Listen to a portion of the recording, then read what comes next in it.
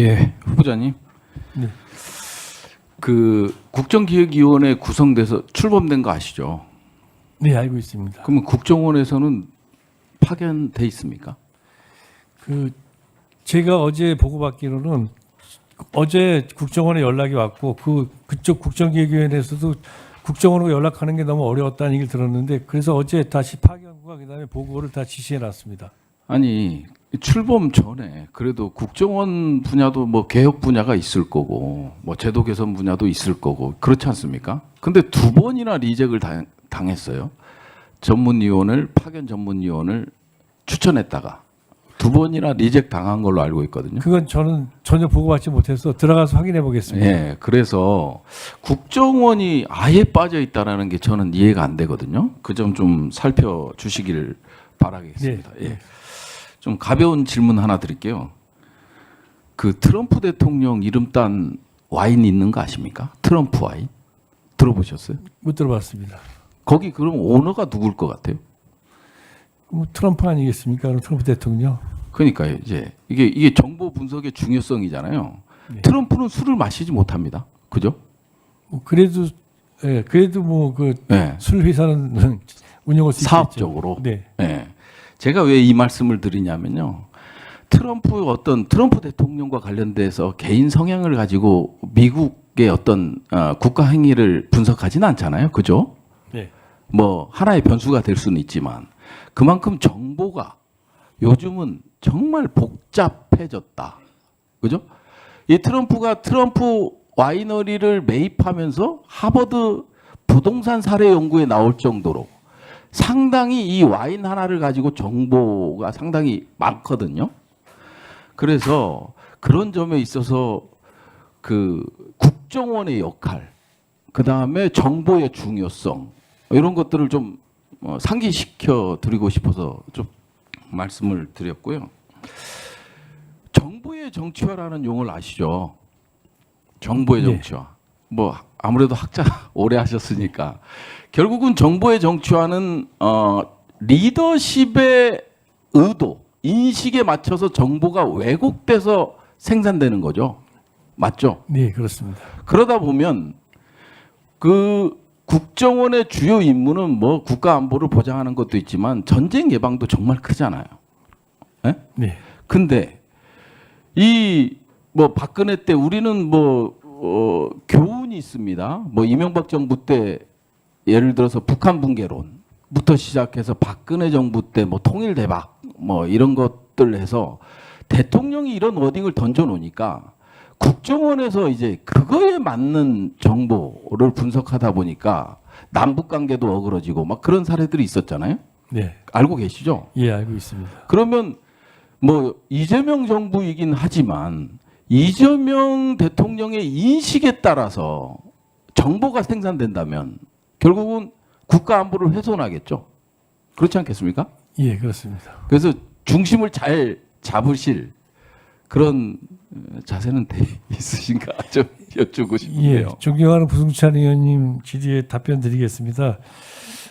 제가 평생 살면서 연구하면서 또 현업에 있으면서 가졌던 모토가 하나 있다면 이제 실사구시고 부위원님도 아시겠습니다만 제가 실사구시를 모토라고 주장을 많이 했는데 제가 이재명 대통령님을 지금도 모시고 있고 또 후보 시절 전부터 알면서 가장 제가 마음에 했던 것 중에 하나가 대통령께서는 실사구시적인 정신, 실용 이런 걸 갖다 삶의 기초로 해서 지금 특히 이 정치에도 나름대로 적용하고 계시다는 거였습니다. 예. 예, 지금 역대 정부를 보면 대부분이 뭐 박근혜 탄핵 때도 그렇고 그 다음에 이번 윤석열 정부 탄핵 때도 그렇고 이 국정원이 받쳐주지 못했기 때문이라고 보여지거든요. 제가 이제 북한 평양 무인기 얘기를 잠깐 해볼게요. 분명 국정원에서 보고서가 작성됐을 거예요. 그렇죠? 그거는 예 그렇게 아니, 이해하시긴 어려울 것 같습니다. 예. 질의 답변서에 보니까 대한민국 것이 아니라고 볼 수 없다? 뭐 이런 표현, 애매모호한 표현으로 와 있던데 평양 무인기와 관련돼서 아니 평양의 무인기가 추락이 되고 그리고 날짜가 공개가 되고 그렇죠? 그리고 국방부 훈령을 위반하고 군형법을 위반하고 그다음에 형법을 위반해서 북한에 무인기를 보냈단 말이에요. 그러면 국정원에서 이거와 관련된 분석 보고서가 없다라는 건 이해가 안 될 것 같은데요. 그 정도로 예, 국정원이 허술합니까? 비공개 회의에서 예, 답변드리겠습니다. 말씀해 예. 주실 거예요? 정말 해 주실 거예요? 비공개 회의에서 네. 답변드리겠습니다. 예. 그러면 일단 비공개 회의에서 그 답변을 한번 들어보도록 하겠는데요. 정말 모든 법과 절차를 위반해서 북한의 공격을 유도하기 위해서 평양의 무인기를 침투시켰거든요. 그런 점에 대해서가 과연 국정원은 그때 당시 어떤 역할을 했는지 저는 정말 궁금해요. 평양 방송에서도 조선중앙통신에서도 다 나왔고 그때 과연 국정원은 어떤 보고서를 만들어서 리더에게 보고를, 대통령에게 보고를 했는지 이게 좀 궁금하고요. 지금 국정원의 아까 대공수사권 얘기도 했습니다마는 국내 정치 이 문제의 개입과 관련된 우려가 있습니다. 그죠? 국정원의 국익정보국이 있죠. 네. 국은 아니고 예, 단 수준에서 있습니다. 단 수준에서요. 네. 예. 그게 이제 불만들이 좀 많아요. 그리고 신원조사센터 있죠. 원래 신원조사센터가 문재인 정부에도 있었어요.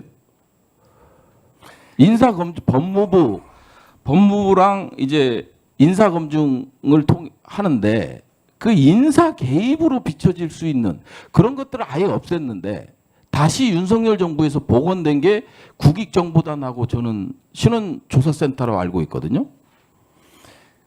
그 점에 대해서도 예, 비공개 시간에 보고드리겠습니다. 그래요. 이제 복합적으로 하다 보니까 지금 우리 그 안보라는 것이 정보라는 것이 결국은 복합적이잖아요. 네. 과거에는 뭐 이제 국가 안보가 군사 정보 뭐 이 정도로 해서 등치되곤 하긴 했지만 지금은 경제를 빼놓고는 생각할 수 없잖아요. 그렇죠? 그렇습니다. 예. 알래스카 LNG 그 가스관과 관련돼서도 마찬가지고 그다음에 한일 대륙붕 개발 협정 이제 3년 후에 만료되는 걸로 알고 있는데 이것도 그렇고 지금 이란 이스라엘 전쟁과 관련해서 상당히 밀접한 관계가 있잖아요. 네. 근데 혹시 마지막으로 경제 안보와 관련돼서 국정원의 역할을 강화시킬 보관을 갖고 있는지 이 질문에 대해서는 답변이 가능하시겠죠? 네. 예. 지금 공급망법에 의해서 국정원이 경제안보에 관여하게 돼 있습니다. 그래서 경제안보국이 다니는데 경제안보를 중심으로 해서 한국의 국가 미래 전략의 어떤 전략을 수립하는데 국정원이 어떤 적극적으로 지원을 하기 위해서 필요한 그런 나름대로의 그 조직을 강화하는 게 필요하다. 그렇게 생각하고 있습니다.